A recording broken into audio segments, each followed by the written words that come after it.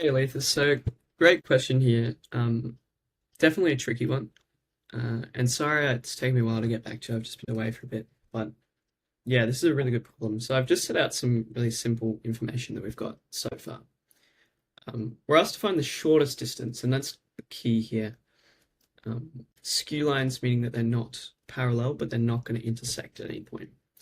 And so, all I've done over on the right is look, it's in Cartesian form. Um, and so I've just extracted, look, what's that saying in terms of our um, R equals A plus KD format. Whenever I see shortest distance, and this applies between a point and a vector, between planes, you always want to look at the perpendicular. And in order to calculate this here, it's a little bit interesting. So in terms of, like, I'm not sure where you're at in terms of the vector topic, but how I would think to calculate the normal vector for this one would be the cross product. What the cross product will give, and the cross product being A cross B, which can be interpreted as the 3 by 3 determinant. So this.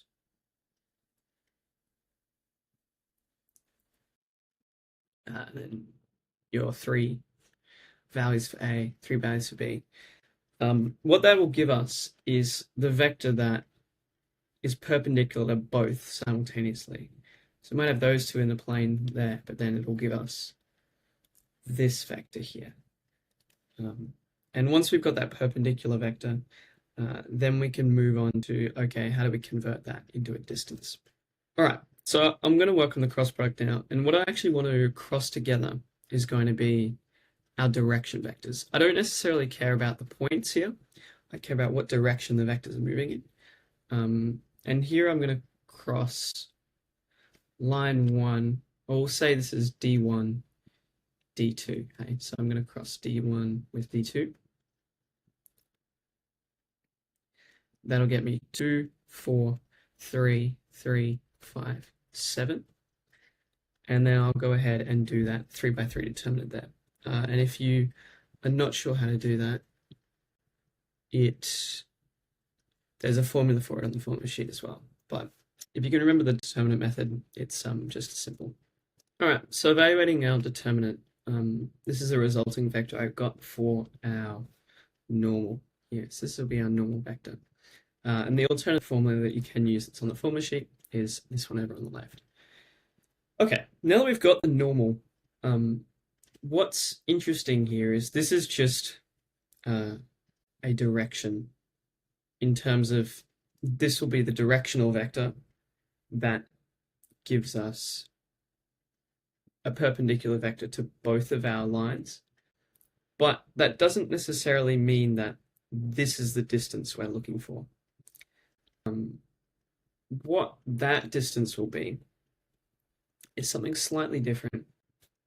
The second component of this problem is now that we've got the normal vector, we need to project the distance, a known distance between the two lines. So that can be thought of as the vector connecting these 2 points here. That's a known vector that connects the two lines. And then we need to project that on the actual normal vector. And we're using the vector projection for that. And I just want to quickly touch on what this implies, because it's a little bit of an interesting form to understand. So what we want to find is okay, and maybe, let's call this point A and point B. We want to find the projection of point or vector AB on the normal vector. You notice here that these have hats on them. The normal vector with a hat on top refers to the unit normal, or anything with a hat on top is the unit vector of that vector. And what that can be rewritten as is the actual vector divided by its own magnitude. That being said, when we look at this formula, it's got one of them with a hat on it, and it's got another one at the end. And this is slightly confusing. This one at the end, this unit vector, refers to direction for the projection. So this is the actual part we're going to work with. And this b hat at the end refers to basically in the direction of in this case, unit vector b. We're only worried about magnitude here because we just want to find a distance. So I'm going to rewrite this a dot b hat section to be the line or the vector AB dotted with n over magnitude n here. And then define the distance of that. We're going to want the magnitude of that entire formula. So we should first probably go back and calculate AB. So if we want to find line AB, that's going to be the same as vector B minus vector A, which will work to be 6, 1, 0, minus 5, 3, 1 there, which will give us a connecting vector of 1, negative 2, negative 1. Now with that in mind, we can come back down here and we can start to work out our distance. So we had 1, negative 2, negative 1. Oops. And I like doing them as column vectors rather than i's and j's, but it's just 1i, negative 2j, negative 1k. Yep, that's right. And then we're going to dot it with our normal vector, which is what we found over here.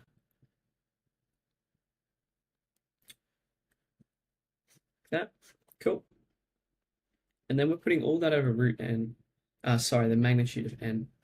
To find the magnitude of n, we have to use our magnitude formula, which will be 13 squared plus negative 5 squared plus negative 2 all squared. And putting that in my calculator gave me 3 root 22. Cool. So then we can put that on the top there. And then we've got to work on evaluating the top through our scalar product. So it's going to be 13 plus negative 2 times negative 5